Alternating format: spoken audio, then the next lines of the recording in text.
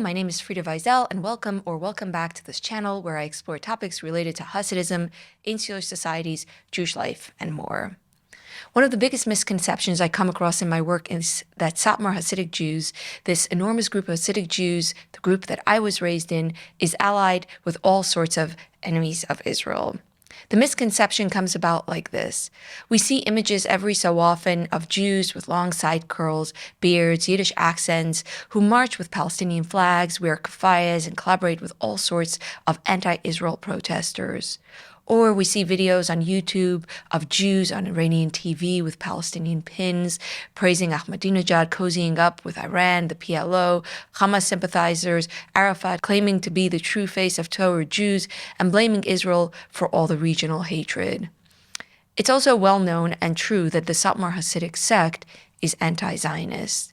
But the people you see in these shocking images are actually a tiny, deeply controversial group called Naturei Karte. Their numbers come to just a couple of hundred, maybe 2,000. Meanwhile, the vast majority of anti-Zionist Orthodox Jews are a different group, Satmar. Satmar is estimated to be about 100,000 large. Satmar and Naturei Karte are often conflated with articles like this one, which claims that the Satmar Hasidics and the smaller Naturei Karte group have been active in the pro-Palestinian movement. This is absolutely false. In fact, Satmar and pretty much all religious Jews I know are deeply at odds with Naturei Karte. The people in Williamsburg, Brooklyn, Satmar community I speak to are extremely pained by Naturei Karte. What they express again and again is that Naturei Karte's actions are a complete betrayal and a disdain of other Jews. As one anti-Zionist Satmar woman said to me, they, Naturei Karte, make me so angry because they look like my people and absolutely don't represent us. Statistically, Naturei Karte is barely consequential. Statistically, in regards to the larger Jewish community, they are, of course, invisible on a pie chart.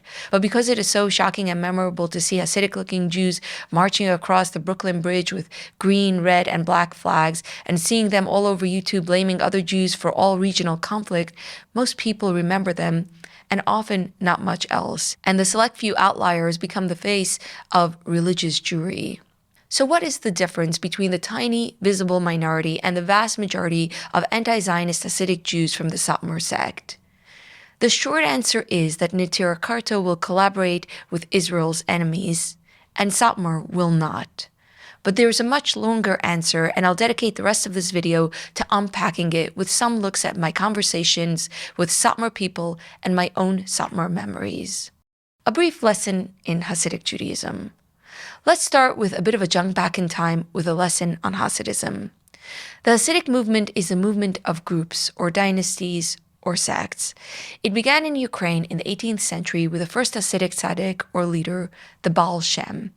After the death of the Baal Shem, the movement spread into different locales. Usually, a group would crop up somewhere where a powerful, charismatic rabbi began to lead in the Hasidic tradition, perhaps because he was a student of a different Hasidic rabbi. His group, or the term I often use on this channel is sect, would usually be named after the place that the Rebbe led from. So Hasidic sects are usually named for cities and towns in Eastern Europe. And after the Rebbe's death, the group would usually continue under the leadership of a son. In this way, Hasidism is a dynastic movement. Although Hasidic Judaism was located in Eastern and Central Europe, from its early days, individual Hasidic Jews moved to the Holy Land, pining for the ultimate return to Eretz Yisrael, the land of the Jews. With the rise of the Jewish Enlightenment and the Jewish assimilationist movements, Hasidic Judaism became the vanguard of tradition and faith. It was fiercely protective of the sacred laws and traditions and fought against the winds of modernity. Among the new assimilationist movements was modern Zionism, which developed starting in the 1890s. Although, like Hasidic Jews, Zionists pined for a return to a sovereign Israel, Zionism was a very different movement. It was largely anti-religious. It was a movement of the new Jew who fought for self-determination. It was a movement that did away with divine redemption and sought human-led redemption. Modern Zionism and Hasidism were naturally completely philosophically at odds. But then the Holocaust was a turning point in this battle. After the Holocaust, and especially after the UN resolution of 1947 passed to declare the founding of Israel, the Hasidic fight against Zionism lost a lot of its fervor. For a number of reasons. Among them was that Zionism was no longer predominantly a secular movement, as the Zionist movement grew to include a large number of religious Jews. There was also the fact that the Hasidic movement had to transplant itself, and where to go but Israel. After all, rebuilding after the Holocaust in the blood-soaked lands of Eastern Europe was impossible. Where there were once thriving communities, there was now haunted memories. Communism made religious life impossible, and the deep anti-Semitic sentiments remained. So where were the scrappy survivors to go? Who would welcome them in? For many, America became a refuge. For many more, Israel was the land of new beginnings. In 1950, the young nation of Israel passed the law of return, wherein every Jew had a right to emigrate to Israel, making Israel the center of Jewish revival. Of course, moving to Israel mellowed sentiments of anti-Zionism. Other reasons included, once there was already a state, the belief was that energy should be redirected towards making that country more hospitable to religious life. And of course, the sense of a Jewish army resonated with many after what had just happened. Hasidism had a miraculous post-Holocaust revival in the West and in Israel. Among today's many flourishing groups or sects are Bobov, Belz, Vizhnitz, Chabad, Lubavitch, Pupa, Skver, Klosenberg, and perhaps the largest group is Satmar.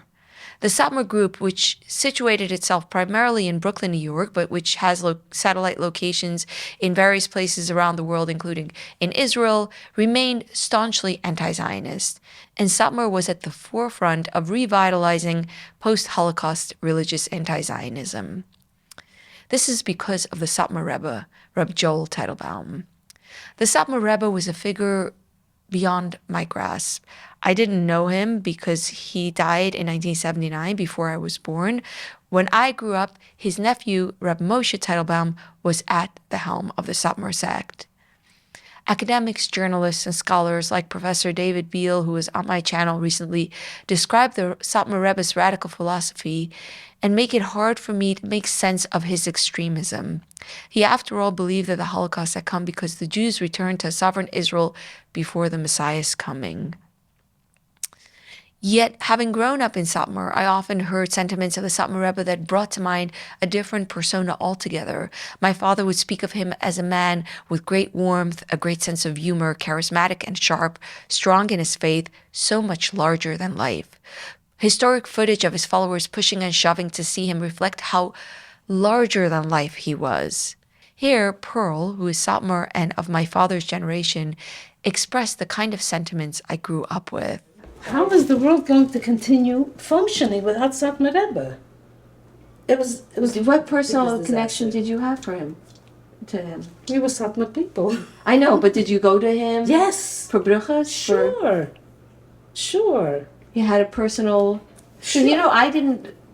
He wasn't alive anymore by the time. I know, but the Baruch Moshe was there. But when I grew up, right.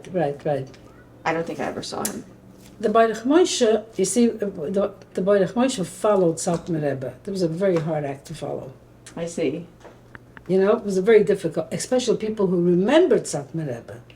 What was your experience of his personality? Who? The Satmar Rebbe, the Rabbeinu. I had such awe. It was as if I was seeing Moshe Rabbeinu, not Satmar Rebbe, but Moshe Rabbeinu sitting there. I remember my husband and I went to him after we got married for a brucha. I stood there shaking. Really? Yeah. I felt reluctant to do a segment of the Satmar Rebbe for fear that he'll come off as one-sided one way or another. I do hope to return to this topic in a future segment. I want to say this about him. He was a man who had gone through a lot, having lost his first wife and 3 children in his lifetime, having left no direct descendants, and having lost much of his community. As Pearl says, he cried rivers. He came to America after the war, his pre-war faith unshaken. He also must have been a brilliant social organizer to have created a community out of a group of broken down survivors, a community that continues to prosper long after his passing.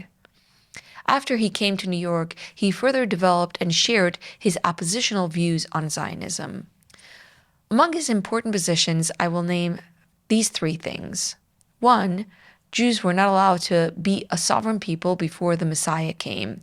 This was outlined in the Shalosh Shavios, which means the 3 oaths, brought down in commentary in the Talmud. In this view, by returning to the land before the time, by taking the redemption in their own hands instead of waiting for the Messiah, Jews were violating God's decree and committing a grievous sin. 2, that Zionism was an anti-religious movement and it would lead Jews away from the old and true path. And finally, just because Jews were anti the state of Israel didn't mean they should collaborate with Israel's enemies who spilled Jewish blood. He wrote extensively about anti-Zionism in his seminal work called V'yoel Moshe, this book, which these 2 little kids are saying are required reading for Jews. I think they've been put up to saying this as a joke, but it's cute. The Satmar Rebbe's rejection of Zionism manifested in boycotting the official Israeli government, elections, and funding, even while Satmar Hasidim lived in Israel. He also rejected the language adopted by Zionism, modern Hebrew, and instead held on to Yiddish. As the brilliant researcher and my former Satmar school teacher, Chaya Novi, said in this lecture in Yiddish, he and the leaders of Satmar fought a challenging battle on the language front, not wanting to seem like a secular Yiddishist, but needing to somehow fight to preserve Yiddish in America. If the Satmar Rebbe really was a purist about language, why didn't he order the activists, the educators, the writers to release dictionaries, grammar texts to standardize the language? And here is the crux. Even though it was crucial to Hasidic leaders to speak Yiddish, they had to distance themselves from every form of language planning so that there shouldn't be even a suspicion that they are in any way allied with a secular Yiddishist movement. In other words, here you can see the Satmar Rebbe's enormous social engineering. So this is how Pearl, as a young Satmar child, was removed from the Orthodox school of her early years, the Beis Yaakov, and sent through a much more rickety school system, all because the Beis Yaakov school she first went to taught Hebrew. I didn't go to Satmar school. My first 3 years I went to Beis Yaakov. Right. Yeah. And On then, South 9th? No. Oh, the Hayward one. Street, right. And then one day my father took me out of Beis Yaakov because the Rebbe was talking about learning Hebrew. The Rebbe did not want anybody to learn Hebrew. Zionism. Zionism. You're not allowed to learn Hebrew. Right. So my father took me out and put me into Satmar school. And I've been in Satmar school since the 3rd grade. Wow. I have. For Pearl, the Satmar Rebbe's teachings were so important that when she first met her husband on a date called a basho, she wanted to make sure that he's on the same page about Zionism. So it's customary for the boy to start talking. So he starts talking. I don't remember what he said.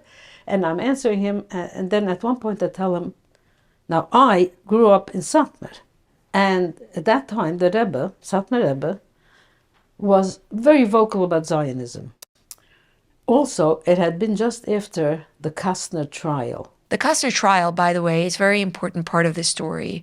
Rudolf Kastner was a Hungarian Zionist who negotiated with the Nazis to allow a train of some 1685 Jews to be diverted from certain death into Switzerland. This was a deal Kastner made with Eichmann. It was an exchange of lives for money, the Jews giving money, the Nazis sparing some lives. The Satmar Rebbe was among the Jews rescued through the Kastner train after funds were raised for his rescue. In 1954 in Israel, with the Holocaust memory still so fresh and raw, an enormous story broke. Kastner was accused by a Hungarian pamphleteer of colluding with the Nazis for helping save some which, the accusation claimed, came at the expense of many others. The Kastner trial was highly publicized. It was one of the first open reckonings Israel had with the Holocaust, and it created great storms in this young country. One narrative, and this was just one side's argument, that came of this trial was that Zionists colluded with the Nazis, that more could have been done to alert Hungarian Jews of their impending doom. And this is why the Kastner trial was so important to Pearl's position. The Satmar newspaper Der Yid covered the trial closely, and Satmar Hasidim, like many Jews at the time, felt betrayed by the Zionist actions during the Holocaust. Keep in mind, this was a generation of the Holocaust that was trying to make sense of an incomprehensible tragedy, and it gave rise to enormous pains and tensions. I personally don't feel like it's for us, who were not there then, to judge. But this pain of the losses in the Holocaust is part of what undergirded the post-Holocaust anti-Zionism. My own story. When I grew up, my anti-Zionism in the Satmar community was matter-of-fact and very minimally felt.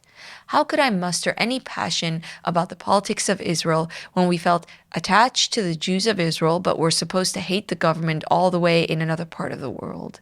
Meanwhile, I was a teenager when 9/11 happened, a deeply traumatic moment in American history, and we foremost concerned ourselves with our American identities. But we did learn in Satmar School about anti-Zionism and Rabbi Joel Teitelbaum's position.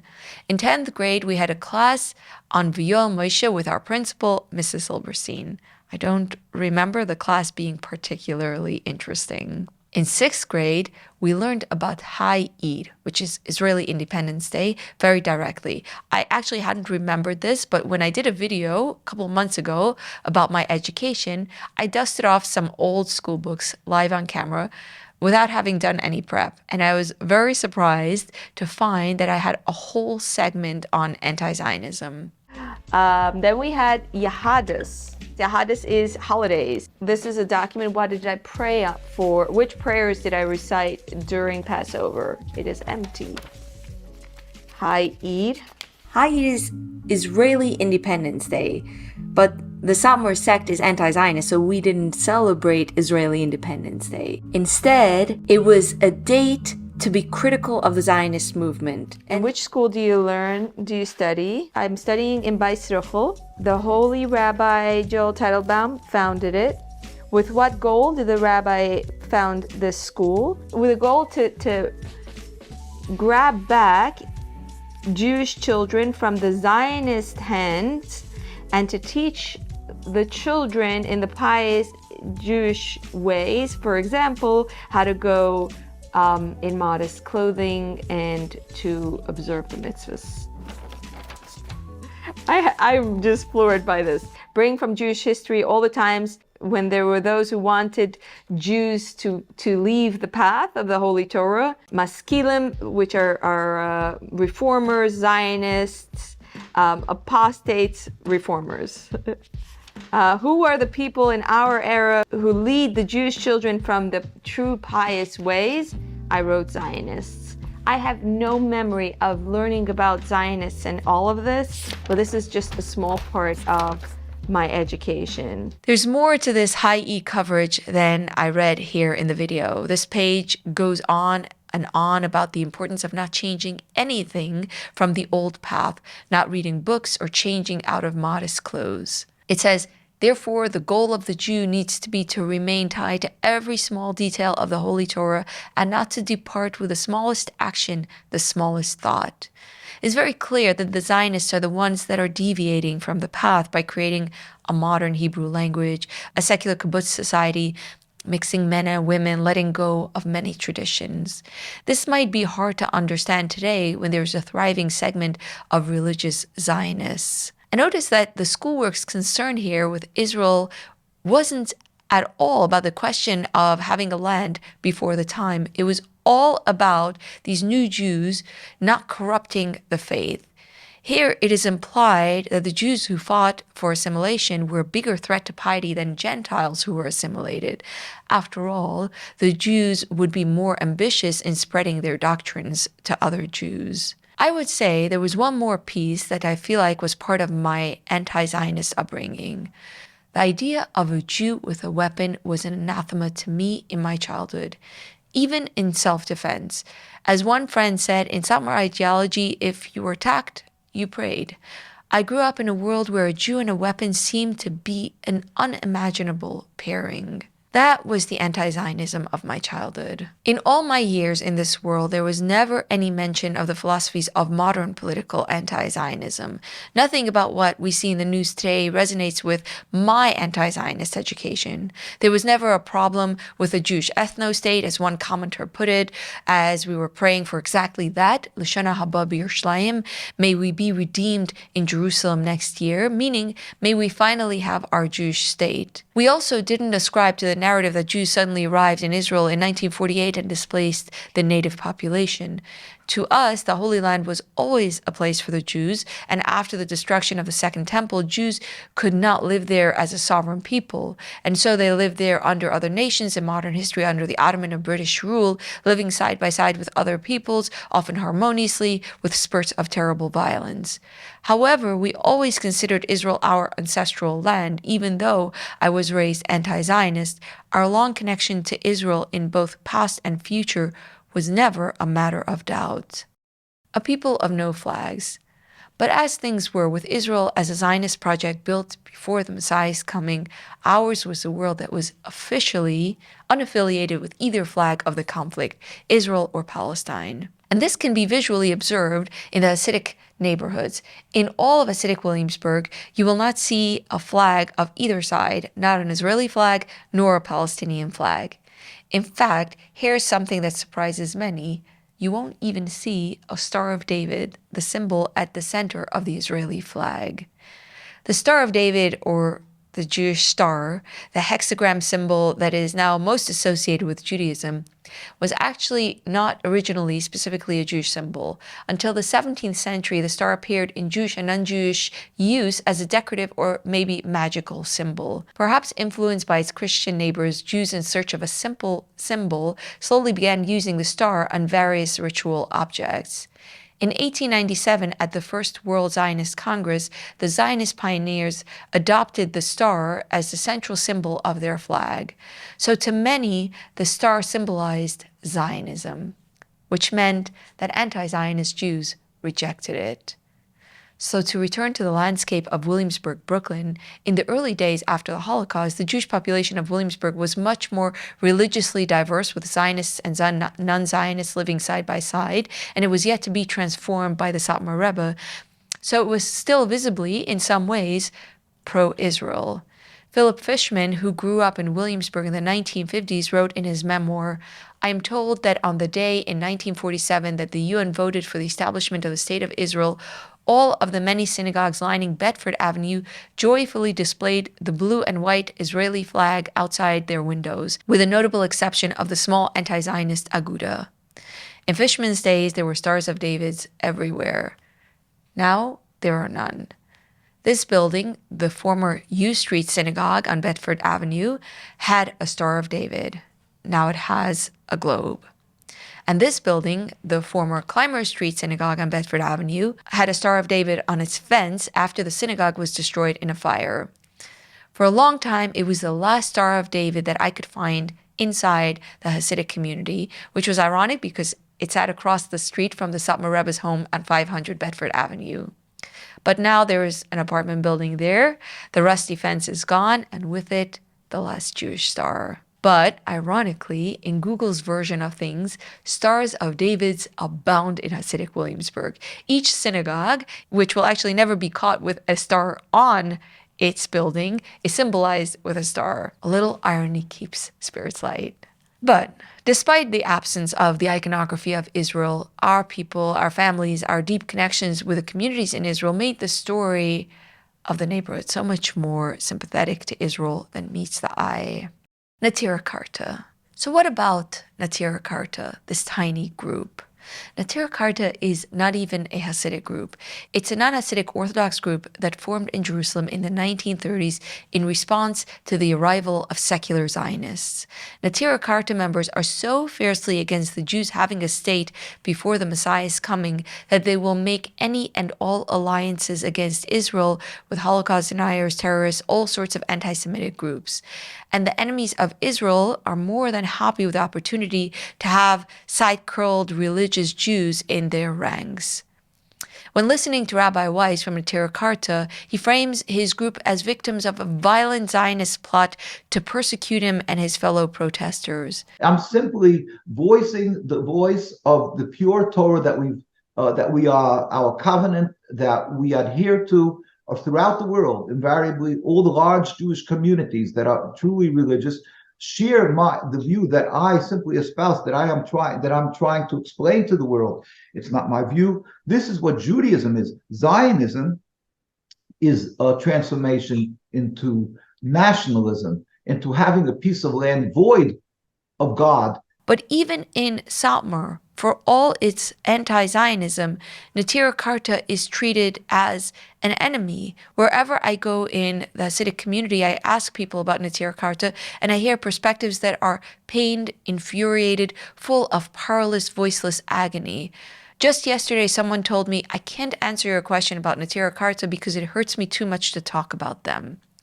What they do is simply perceived by Jews from all denominations as Jew hatred.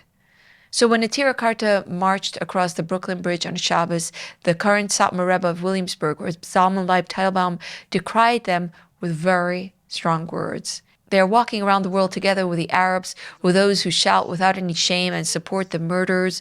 They walk with them in broad daylight with the shtreimels and Hasidic clothing and shout together with the haters of Israel and murderers of souls. It is a terrible desecration of the name of heaven to strengthen murderers in the name of the Holy Torah and in the name of heaven. This is a quote from the leadership of the anti-Zionist Satmar sect. Here is Mr. Stasel, whom I visited at his diamond cutting shop for a different video. He is of the generation that lived and breathed the Satmar Rebbe. Here he describes this vehement anti-Naturei Karte sentiments. Was halt even Naturei Karte? Like most people I speak to, he calls them crazy. And as you can hear, he says that his Rebbe, the original Satmar Rebbe, taught him to never protest alongside Arabs, who, he says, wanted to kill Jews. My Rebbe hat mir gelernt, es do a demonstration von Arabern soll ich weggehen. It's not the same thing.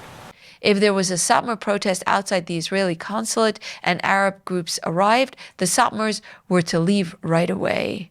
Man gemacht a demonstration. Wir gesehen Araber sind dort, da geißen sie mal weggehen. Wer hat das gesagt? Der Rebbe sich genannt, Rabbi Joel Teitelbaum. Sure.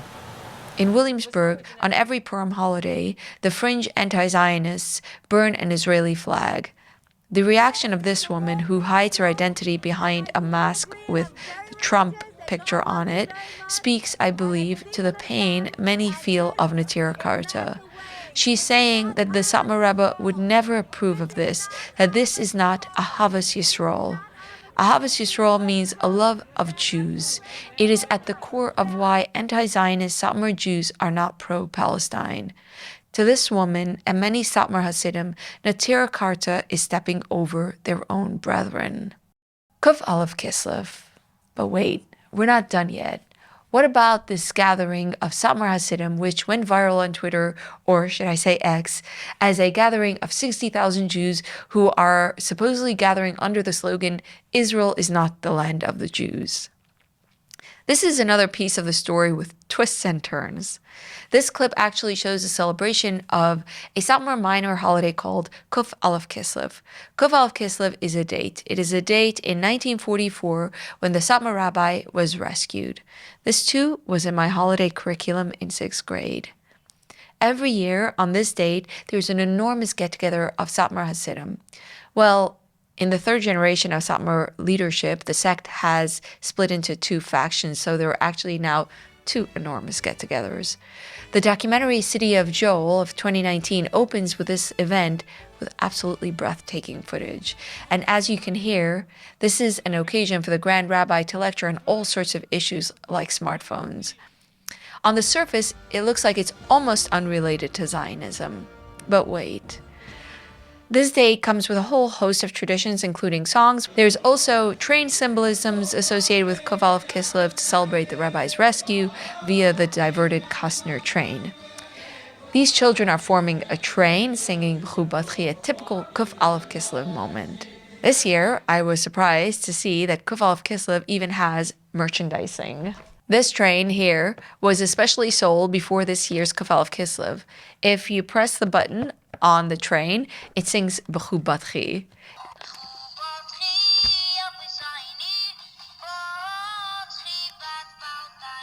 It also has the story of the Satmar Rabbi's rescue as it is told in this community on the back. And this is what reads here. The miraculous rescue. I thank you, God, for saving the rabbi. During the terrible times of the Second World War, the holy Satmar Rabbi, Rabbi Joel, may his memory be a blessing, fled from the city of Satmar where he lived, from the evil Germans to the city of Klausenburg. He fled in disguise in an ambulance. But the Jew who was supposed to show him where to hide did not come along due to the great chaos around the ambulance, and they didn't know where to go. And so the rabbi and his people were sadly captured by the evil Germans, and they were sent to the Klausenburger ghetto. When the Nazis started to send the Klausenburger Jews to their death, God forbid, the Jews from all over the world tried to rescue the rabbi as soon as possible. And after a lot of work, they succeeded to put the rabbi and his close people in the special Kastner train with approximately another 2,000 Jews whom the Nazis agreed to send to freedom in Switzerland after paying a lot of money. Kastner only wanted to save the Hungarian Zionists with the train, but his grandmother came in a dream to his father-in-law, Dr. Fischer, and warned that if the rabbi won't be on the train, no one will survive. Kastner got scared and allowed the rabbi to get on the train with a few other pious Jews for a lot of money that was put together by pious activists from all over the world. On the way, the train was redirected by the evil Germans to Bergen-Belsen, where the rabbi stayed for 4 months. On the date of Kuf Alef Kislav in 1944, the rabbi was freed with a Kastner train from under the Nazi thumb to the joy of pious Jews. So here again is a story connected to Zionism and anti-Zionism, but one much more complicated and I'd say fascinating than any propagandistic viral social media post. Here we see at once collaboration and also rejection that existed between Satmar and Zionist Jews. This really epitomizes to me some of the internal complications, contradictions, and convictions that undergird Satmar's anti-Zionism. It also captures why Satmar's anti-Zionism is so controversial among the Jewish community at large. Ultimately, the question remains, is the distinction between anti-Zionist Jews who ally themselves with Israel's enemies and those who don't an important one? And to this, I hope this video answered the question with an unequivocal yes. It is an important distinction. There is a particular problem when one small group of people distort the image of and the message of what much of the larger majority stands for. Satmar is not a homogeneous world. I hear different things from different people about how tepid or strong their feelings about Zionism are. But to me, I hear from everyone a sense of deep connection with their brethren in Israel. You can see in the way the newspaper covered the October 7 massacre, this was a story of a tragedy that happened to the community's people, to us. And finally, anti-Zionist Orthodox Jews continue to pray to be returned to Israel.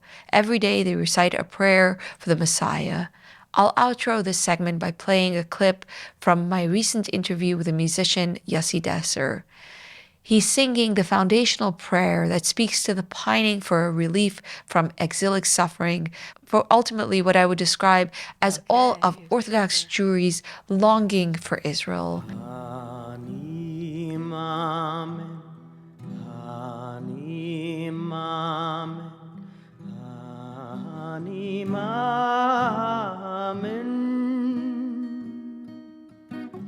בימינו שלנו בביאה סמושיח בביאה סמושיח אני מאמין. This tune was composed by a Jew who perished in the Holocaust, but whose music continues to live on, a song of hope in dark times. And now, as I bid you farewell, I want to add that if you're interested in learning more on the topic, I urge you to read the comments. While social media is infamous for jingoistic comments, repeating old, worn-out propagandistic tropes, many of the comments I get on these very complicated topics are not that. They are incredibly informed, come from various perspectives, and teach me so very much. I hope you'll share your thoughts and upvote the good ones. I'll see you all in the comments. Bye-bye.